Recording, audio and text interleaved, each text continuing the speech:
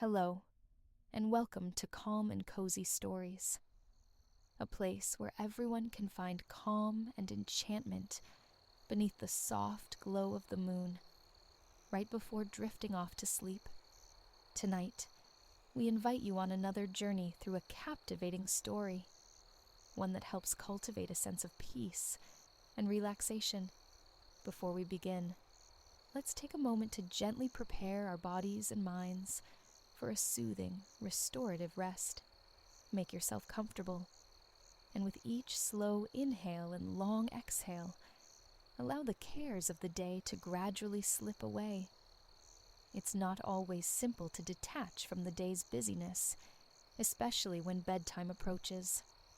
But keep in mind, the less we worry about falling asleep, the easier it is for the mind to release tension.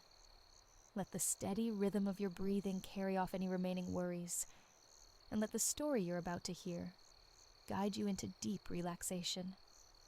Now, settle in and allow the moonlit atmosphere to softly embrace you. Enjoy this story, and may you drift into peaceful, restful slumber here on Calm and Cozy Stories.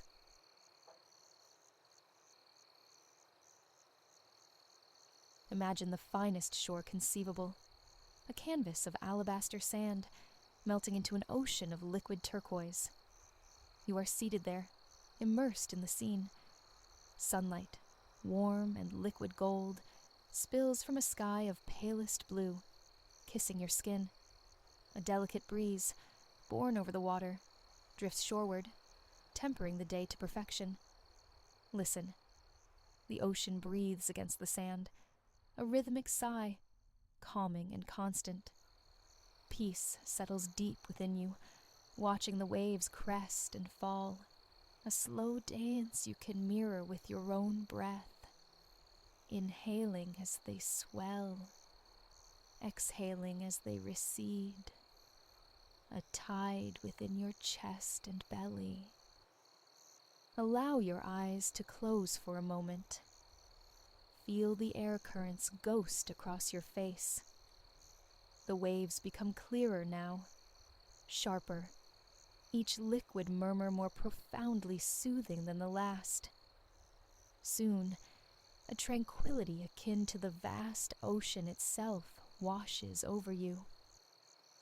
When you open your eyes, a subtle shift hangs in the air. The turquoise expanse still glitters ahead, sunlight splintering on its surface. The same powder-soft sand still cups your feet. Yet, turning your gaze aside, reveals the unexpected. Beside you sits a magnificent elephant, his hide the color of storm clouds brushed with silver, shimmering under the sun. He rests comfortably, legs outstretched as if sunbathing. You've encountered elephants in enclosures, distant and contained, but never one so near, radiating such quiet friendliness. He carries the grace of youth, noticeably smaller than the giants of memory. Tiny tusks, like polished ivory buds, peek beside his trunk, marking him as past infancy. A scattering of coarse, chestnut-hued hair crowns his head, stirred by the same breeze that playfully lifts his colossal ears. Ears that confirm his African lineage. His eyes, ancient and kind, meet yours. Then, astonishingly, he speaks, his voice a low rumble, resonant as the sea's deep currents. He introduces himself as Kalen, your guide for this day. Though merely 10 years old, his entire existence has unfolded in this stunning corner of East Africa.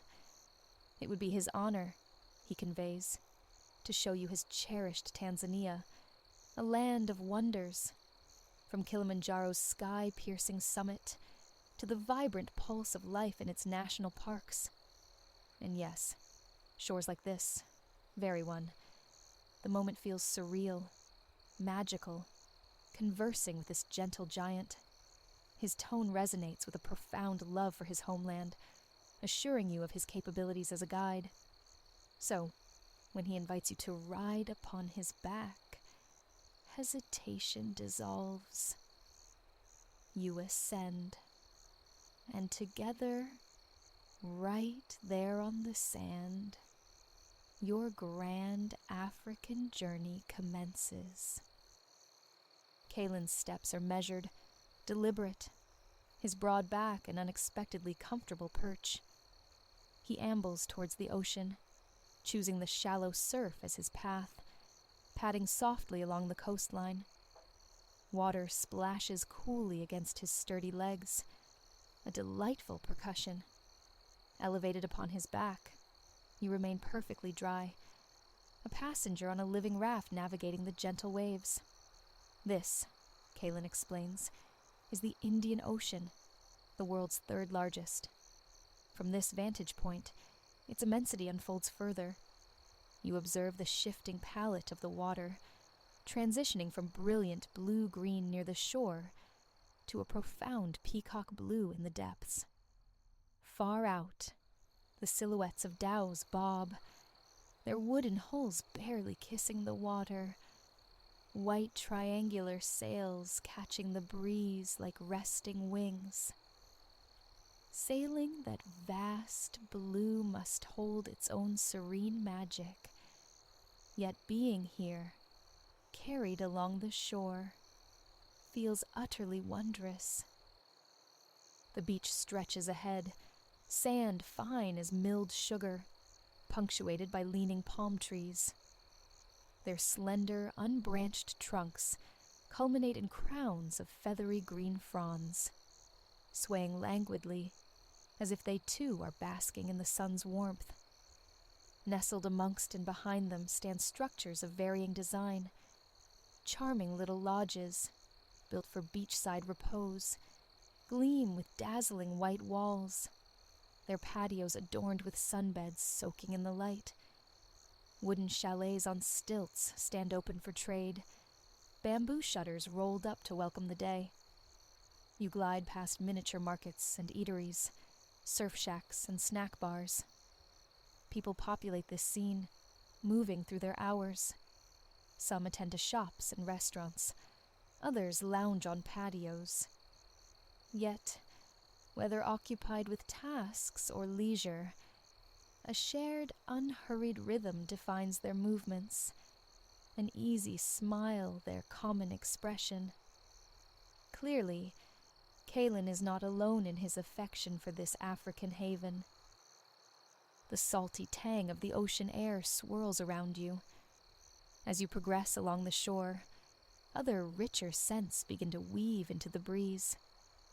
Kalen notices them too, lifting his trunk, testing the air with appreciative sniffs. The local market, he rumbles, the next destination on your tour. He alters course, stepping from the shallows onto the dry, warm sand. From the distance, carried on the air, comes the sound of live music, the warm strumming of guitars, and the soulful cadence of male voices singing. The melody possesses a slow, hypnotic beat, perfectly attuned to the tranquil setting. It swells as you draw nearer, mingling with the cheerful hum of conversation, until finally, the market materializes. A vibrant line of stalls sheltered beneath a long canvas awning. Much like the people encountered earlier, everyone here exudes relaxation and contentment. Stall holders jest and laugh while promoting their goods. Customers drift between tables, their pace unconsciously matching the music's gentle sway. Some pause, inspecting merchandise, perhaps engaging in friendly bargaining. Others seem content merely to wander, savoring snacks or sipping cool drinks as they absorb the atmosphere. While several stalls offer food and drink, Kalen has a specific one in mind for you. He proceeds down the central aisle, navigating between 2 rows of facing tables. You reflect on his fortunate youth. A fully grown bull might find the canvas roof a tight squeeze. Even now, Kalen towers over the surrounding people. Yet miraculously, collisions are avoided, and his presence draws surprisingly little overt attention. Aside from the occasional nod or knowing wink, people instinctively grant him passage, as if an invisible boundary surrounds the 2 of you. Kalen halts before a table where a woman with a radiant smile presides over a large round pan. She wears a traditional kanga, vibrant with yellows and blues, patterned with silhouettes of giraffes striding across a stylized landscape. Wooden bracelets clink on her arm as she stirs the pan's contents, sizzling in warm, golden oil. The aroma is heavenly. She beams at Kalen, greeting him like a cherished friend, patting his flank as he explains your Tanzanian exploration. Amina is her name, you learn, and the delicacy she prepares is cassava, fried to perfection. Better than potato chips, she insists. The finest snack in town, and because you are Kalen's companion, your portion is complimentary. Amina deftly scoops a serving of crisp cassava into a paper cone, adding a generous swirl of your preferred sauce. You hold it close, inhaling the fragrant steam as it cools slightly. The first bite confirms her claim. Delicious. Similar to potato fries, yet lighter, with a pleasing chewiness, subtly sweet beneath the savory notes. While you savor your treat, Kalen enjoys his own, a large bunch of bananas laid out on the table. He plucks them one by one, his trunk curling deftly, conveying them to his mouth with evident pleasure, punctuated by contented rumbles. All too soon, the bananas vanish, along with the last of the delectable cassava. You both express your thanks to Amina, who bids you return any time, before continuing your market stroll. The market pulses with variety. No 2 stalls are identical. It's a treasure trove, offering everything from nourishment and handcrafted furniture to hats and intricate jewelry. You glimpse enormous, brightly patterned floor cushions piled high, and a massive wooden zebra, carved and painted with astonishing realism. Canvas sacks overflow with dried beans awaiting scooping. Vibrant oil paintings capture the local light. One stall overflows with fabrics, a riot of color and pattern destined for clothing. Amongst them, you spot the very yellow and blue giraffe print adorning Amina's dress. Perhaps she sourced it right here, transforming it with skilled hands into her elegant garment. Kalen pauses again, this time at a drink stall fronted by a chalkboard advertising freshly squeezed sugarcane juice. Like Amina, the proprietor greets Kalen with genuine delight, ruffling the bristly hair on his head before turning to you with a warm, welcoming smile. Jafari, he introduces himself. Upon hearing you are a guest in his country and Kalen's friend, he insists on providing a complimentary drink. He selects a thick stalk of raw, golden sugarcane, resembling a sturdy piece of bamboo. Placing it between 2 metal rollers, he turns a hand crank. The cane feeds through, emerging flattened on the other side, while its sweet, syrupy essence drips down a metal channel. This nectar is filtered through a sieve, then blended with fresh ginger and lime juice. Jafari grins, stirring in crushed ice, assuring you it's the finest refreshment available. He secures a lid, inserts a straw, and presents the cup to you. The cup feels cool against your palm. The liquid within glows a pale, golden lime green. The taste is exquisitely refreshing, tangy, bright, and wonderfully sweet. The pure essence of the sugarcane. Kalen, it seems, is also an admirer, though he favors the fibrous cane itself. Jafari offers him a basket filled with the pressed golden stalks, adding a few uncrushed pieces for good measure. One by one, Kalen curls his trunk around them, bringing them to his mouth to chew contentedly. This juice stand neighbors, the source of the enchanting music you heard earlier. The local band is playing now, allowing you to sip your drink and absorb the sounds. One man, seated between two others, coaxes gentle melodies from his guitar strings. He sings as he plays, his voice soulful and resonant, evoking smiles. His bandmates join in harmony. Positioned in a space between stalls, the musicians stand on the sand, facing the ocean, seemingly serenading the waves themselves. Kalen murmurs that the song speaks of the wisdom in moving slowly. Haraka, haraka, haina baraka, he translates a local saying.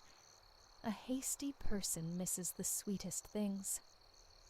He leisurely returns his attention to the sugarcane basket, and you continue sipping your sweet, tangy juice. Neither of you feels any urge to rush, content to linger in this perfect moment. When the basket and the cup are both empty, you offer heartfelt thanks to Jafari and bid him farewell. It's time, Kalen indicates, to leave the market's vibrant embrace. Refreshed by food and drink, he is ready to reveal more of his extraordinary homeland. Together you depart, Kalen carrying you onward at his comfortable, unhurried gait, allowing you to relax and observe the shifting panorama. Beneath Kalen's broad feet, sand gives way to pavement. Roads appear, carrying cars, buses, and bicycles. The built environment diversifies. Weathered stone schools stand near long stretches of shops, while further off, immense silver skyscrapers spear the blue. Kalen informs you that you are passing through Dar es Salaam. Once a humble fishing village, it has burgeoned into a dynamic, exciting metropolis, Tanzania's largest city, home to over 6 million souls. Yet, remarkably, it doesn't feel overwhelming. It's as if you and Kalen move through a separate, peaceful dimension. Though his pace remains leisurely, his massive stride consumes distances rapidly. Before long, the urban landscape recedes, replaced by sprawling grasslands stretching northward. Every conceivable shade of green paints the undulating hills and plains, splashed across trees, shrubs, and grasses scattered liberally. Kalen follows a well-worn track, an orangey-brown ribbon winding through the verdure, compacted by the passage of countless hooves and paws. The air here is quieter than the city's hum, filled instead with the persistent, melodic chirping of birds. Some possess intricate songs, beautiful tunes that echo the soulful singers back at the market. Kalen traverses a field bathed in golden light when a colossal mountain looms into view ahead. Instantly, recognition dawns even before Kalen speaks its name. Mount Kilimanjaro, Africa's highest peak.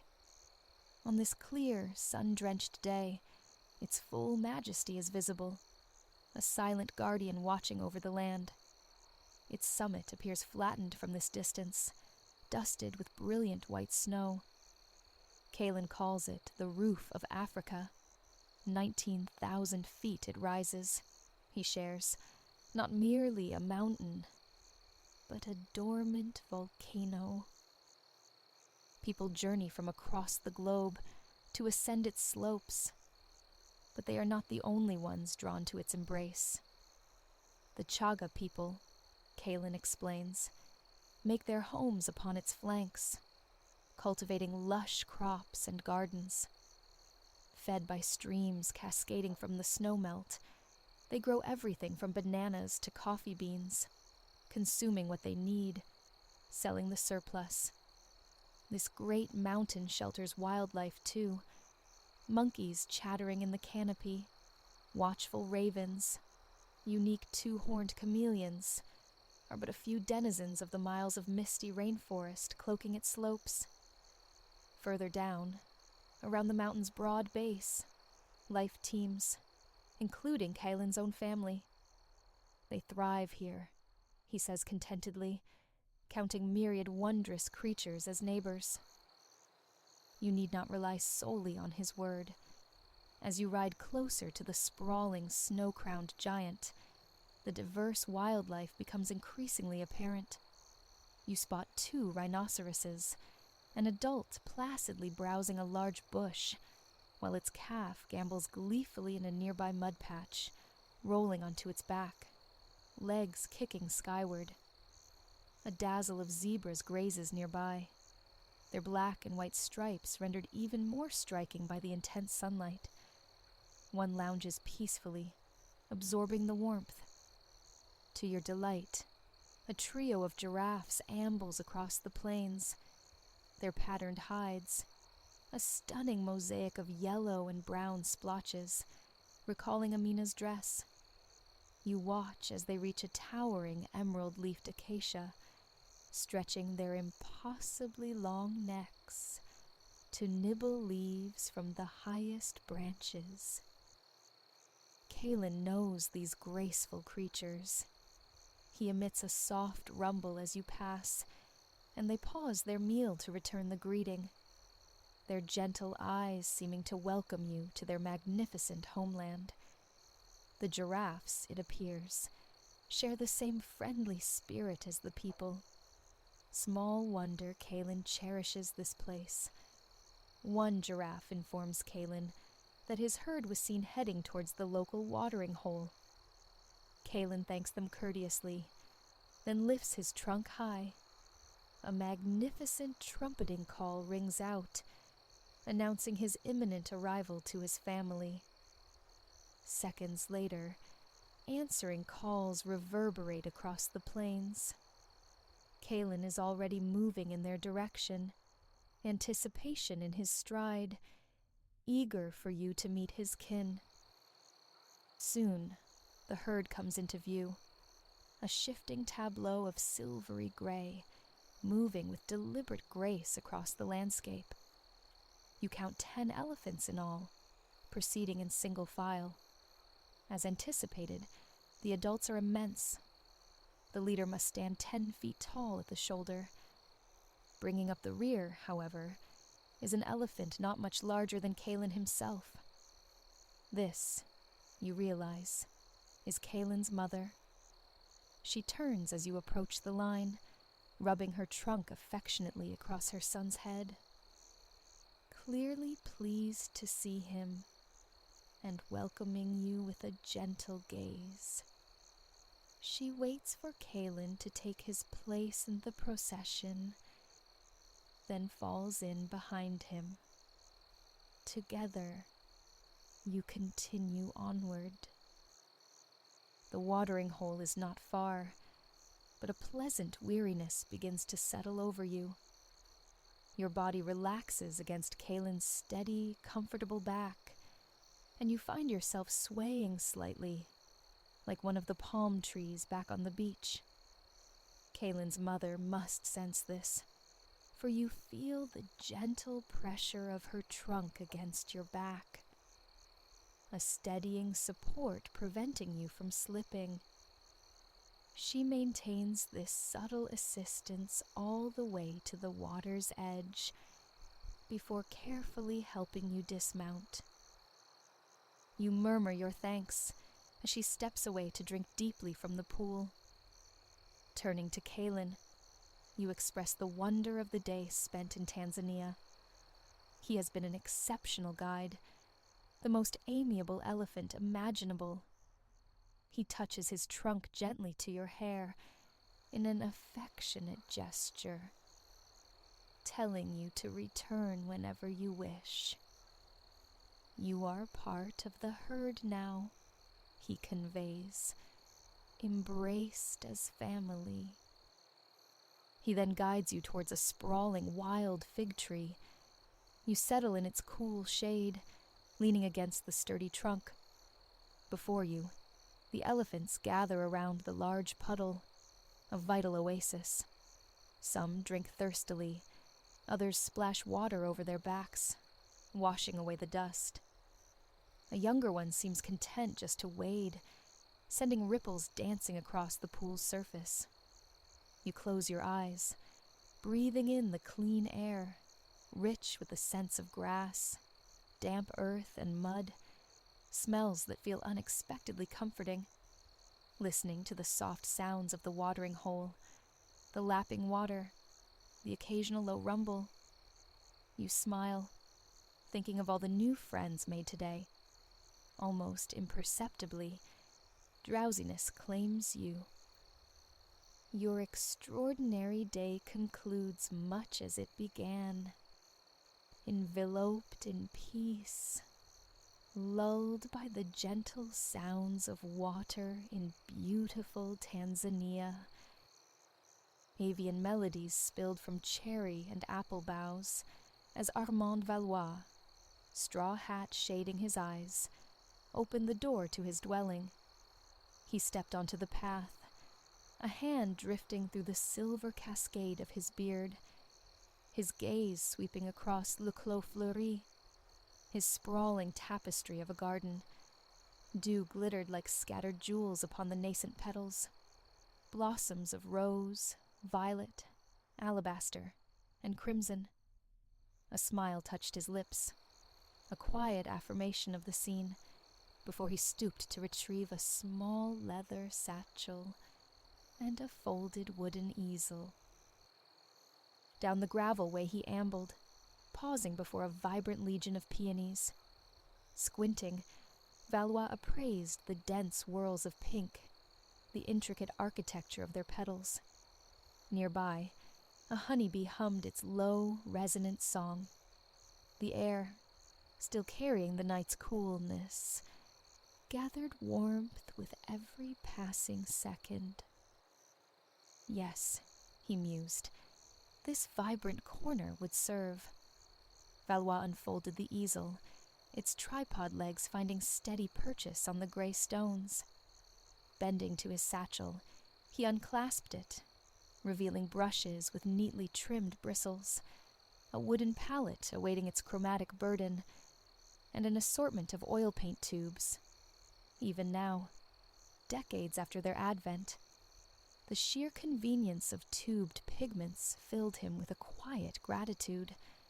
Their portability liberated him, allowed him to work swiftly amidst nature, squeezing ribbons of pure color directly onto canvas, or orchestrating intricate blends upon his palette. To paint in the open air, en plein air, as the practitioners called it, had been Valois' devotion since his formative years. As a young man, he'd spent innumerable hours gazing across the shores and quays of his coastal birthplace, Port-Étoile, in the Normandy region. He observed the ocean's chameleon heart, how its hues shifted with the sun's arc or the caprice of the weather. Consider the aquamarine and teal expanse under a brilliant summer sky, or the ominous gunmetal gray, heralding an imminent squall. Recall the profound navy depths at twilight, or the sea's absolute blackness near midnight. Valois dedicated himself to studying these fleeting metamorphoses, striving to capture their transient beauty, sometimes painting directly upon the sands, he sought to render impressions, the momentary pulse of light and atmosphere, even naming one pivotal canvas to reflect this very pursuit. Later, when a Parisian critic dismissively labeled Valois and his circle impressionists, the term unexpectedly resonated. Though intended as scorn, Valois and his comrades, figures like Etienne Dubois, Élise Moreau, and Jules Bernard, embraced it. They were painters of the impression, capturing the fleeting essence of moments day by day. Today, Valois smiled again, inhaling deeply, the calm air settling within him as he surveyed his chosen stage. He remembered his first encounter with this land, the terrain destined to become his sanctuary.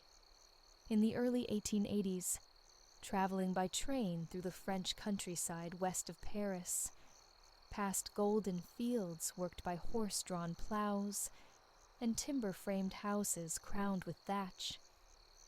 His journey slowed. Roughly 50 miles from the capital, Valois peered through the window and saw the hamlet of Rivière-Claire, nestled where the Epte met the Seine.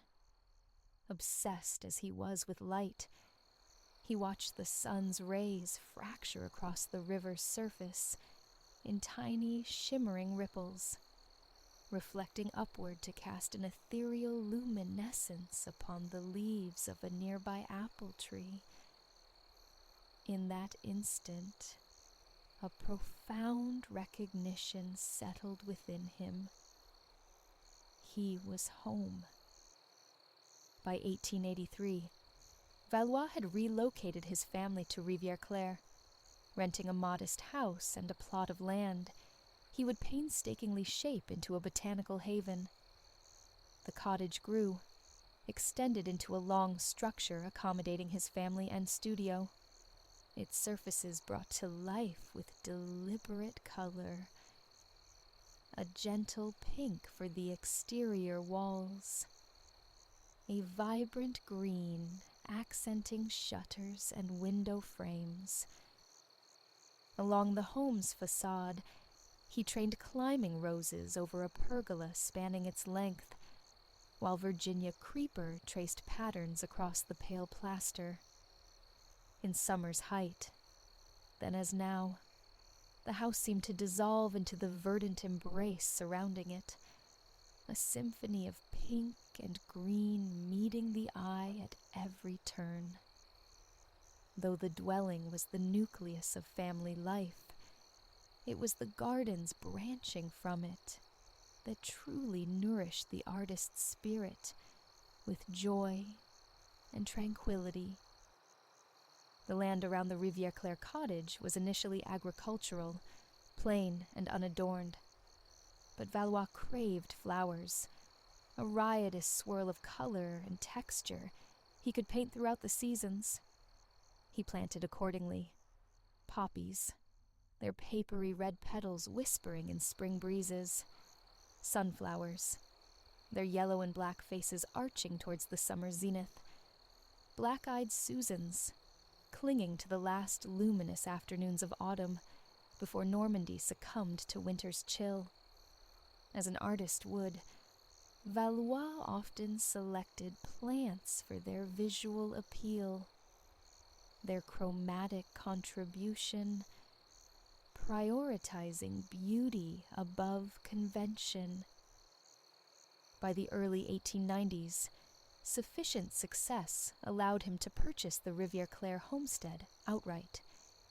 He then embarked on transforming his permanent residence into the botanical paradise, held captive in his mind's eye. Valois envisioned raised beds overflowing, celebrating nature's untamed exuberance. This stood in stark defiance of traditional French ornamental gardens, with their rigid lines and meticulous spacing. His garden, conversely, would flourish freely, an opulent tapestry woven from contrasting tones and textures. He juxtaposed humble blooms, like sweet white and yellow daisies, with exotic Japanese apricot trees.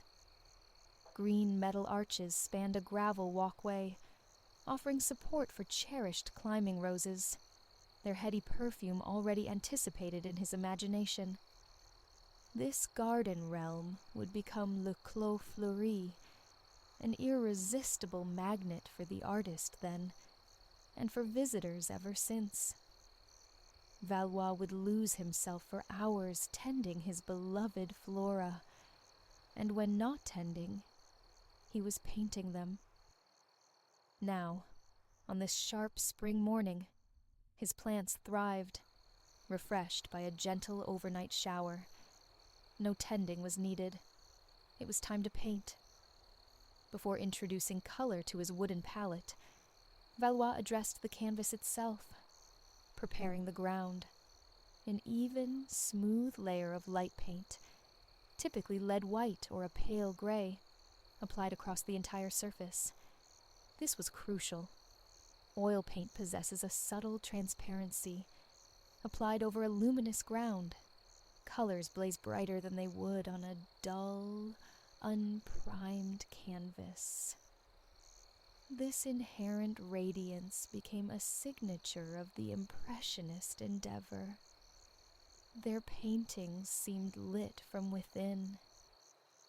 After applying the thin veil of white, Armand turned his focus back to the peonies. He analyzed the curl of each leaf, the interplay of shadow and light within the flower's depths, the woody grain of the stem. His observation was relentless.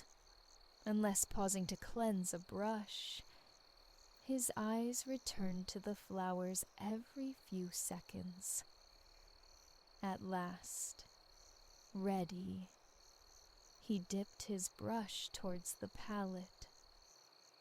One might expect an artist of Valois' stature to command a vast spectrum of pigments, yet his palette held a surprisingly curated selection. With perhaps only 9 essential colors, he possessed the mastery to mix any conceivable shade, a testament to his profound understanding of chemistry, optics, and color theory that rendered his paintings unforgettable. This morning, his gaze revisited the peonies in Le Clos Fleuri. They stood regal in their pinkness, voluptuous, fragrant.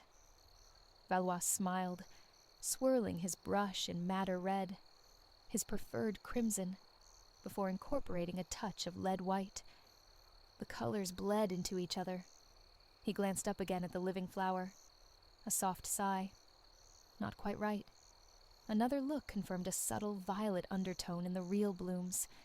His eyes scanned the palette, finding a small pool of French ultramarine.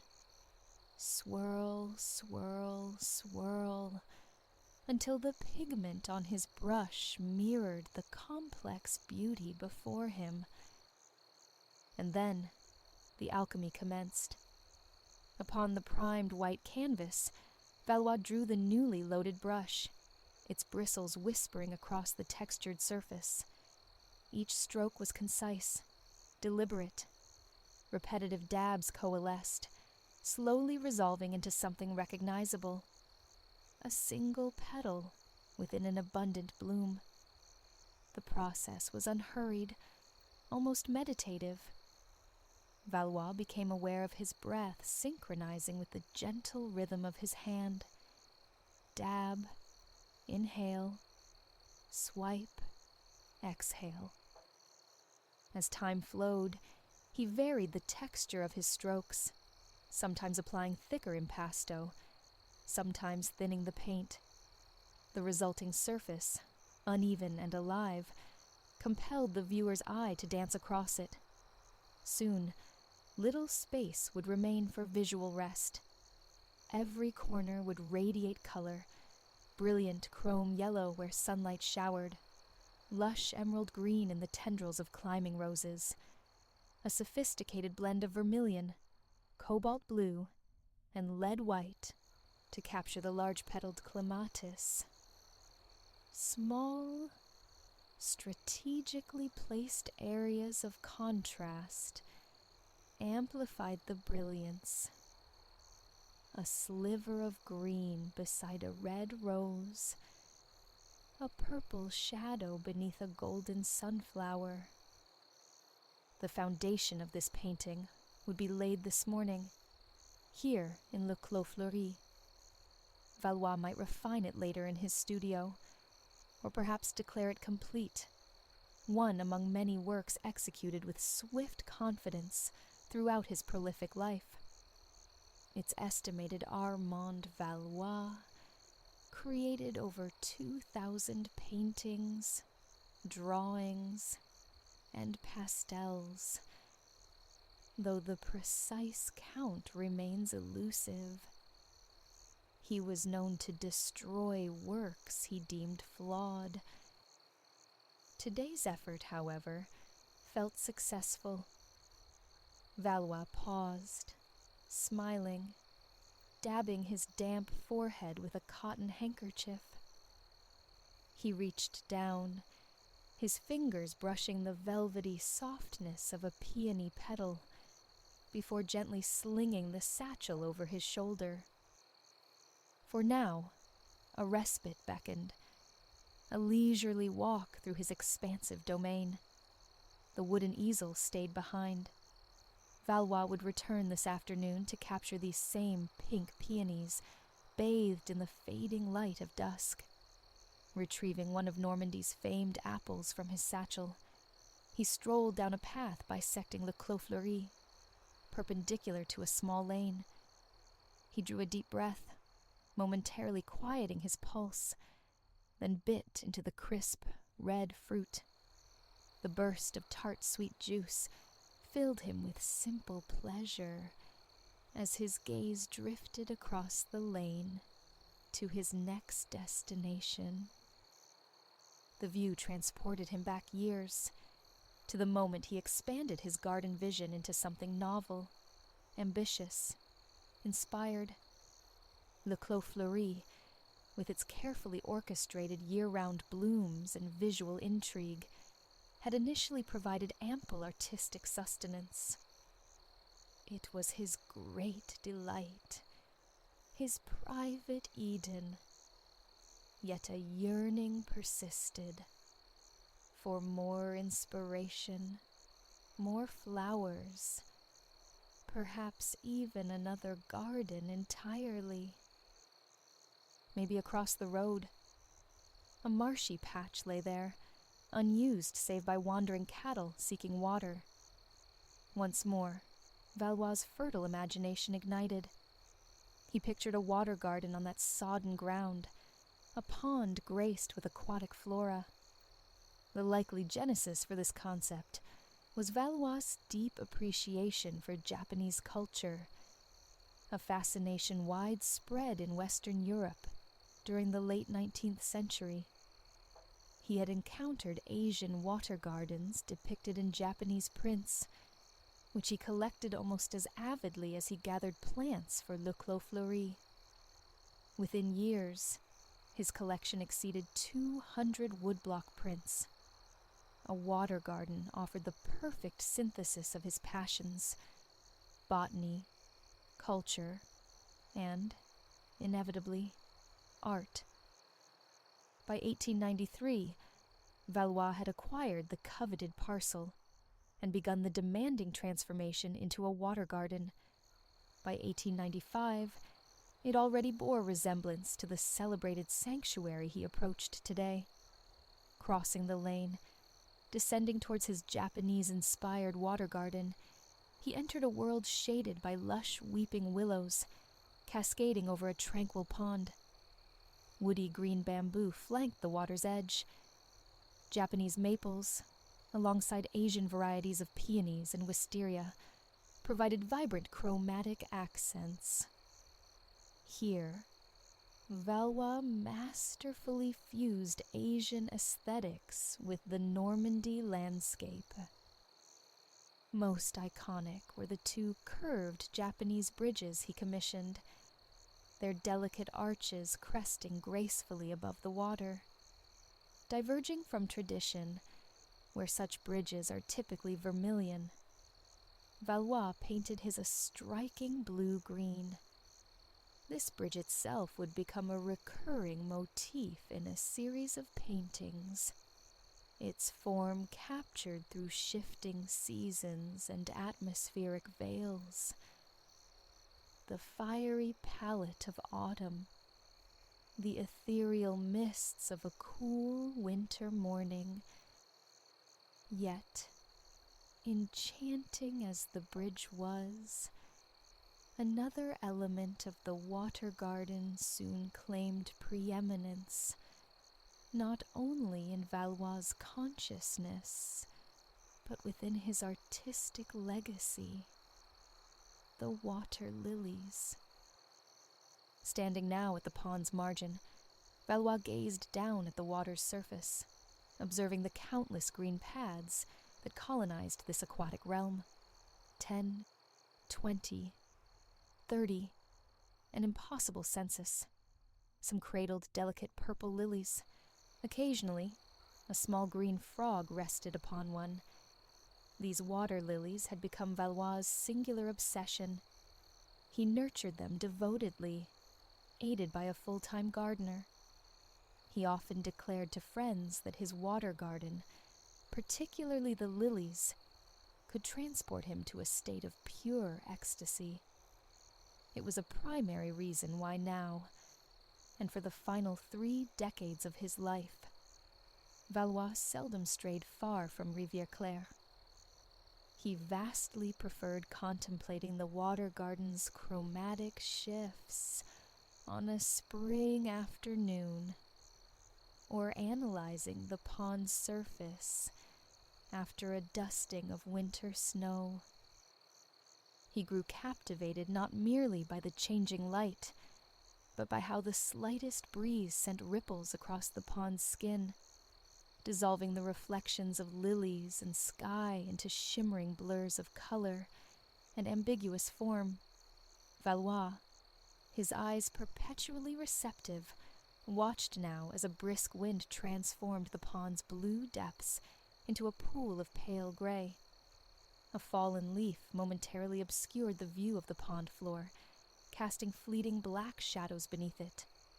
Every season, every day, every instant held the potential for a new artistic revelation, a fresh impression demanding spontaneous capture. It is hardly surprising, then, that he would ultimately dedicate over 250 canvases solely to the water lilies of his garden. These works, known collectively as his Nymphaea, rank among the most treasured of all Valois' creations. Viewing his paintings today, one might overlook their scale, their immersive power, their revolutionary spirit. Yet they profoundly altered the trajectory of art. Impressionism nudged painting closer to abstraction than ever before, redefining how light, color, tone, and texture could be rendered, offering new vocabularies for expressing emotion and sensation within the medium's physical constraints. While Valois' paintings are undeniably masterpieces, his gardens, too, can be considered great works of art in their own right. They were, and remain, living creations that birthed artistic progeny, continuing to inspire artists today. At this moment, however, Valois' thoughts are distant from legacy. He is wholly immersed in the present, in the gardens he cultivated with love, and would continue to paint with equal devotion. Even now, the sheer beauty surrounding him could steal his breath. As the day waned, the sun dipped behind the willows bordering the water garden. Valois leaned against the sturdy trunk of a tree he'd nurtured from its youth. He listened to the evening chorus, the cricket's insistent chirp, the frog's resonant croak. The moon, rising softly, would soon subdue the garden's customary chromatic exuberance into subtle gradations of blue, violet, and gray. Darkness approached. He stood, making his way back across the Japanese bridge, up the lane toward Le Clos Fleuri, seeking repose. Valois inhaled deeply one last time, savoring the final fragrant exhalations of the flowers enveloping him. An owl hooted nearby as he padded up the gravel path once more, entering his house and closing the green door softly behind him. He offered a silent good night to his cherished garden, his deepest wellspring of inspiration, secure in the knowledge he would return with the morning light